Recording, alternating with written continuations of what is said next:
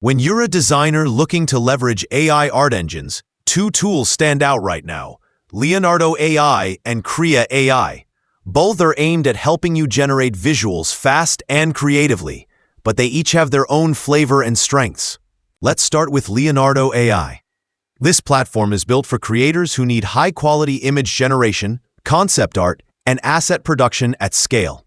According to their site, Leonardo AI offers production-quality visual assets for creators and teams and supports use cases from character design, graphic design, marketing, to architecture.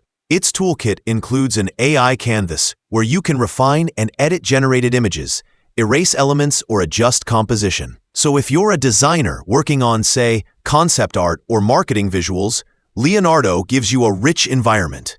Now let's look at Krea AI. This tool positions itself as an everything suite for creatives. Image generation, video, 3D meshes, real-time rendering, upscaling.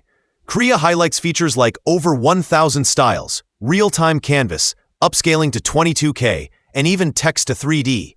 That means if your design workflow demands not only still images, but rapid iteration, style variants, and even 3D asset generation, Krea may offer more breadth. For many design-led teams that focus on high-quality visuals and brand assets, I lean toward Leonardo AI as the safer bet. If you're a multidiscipline creative team doing images, videos, 3D, and you value flexibility and experimentation, then Krea AI is likely the more expansive tool.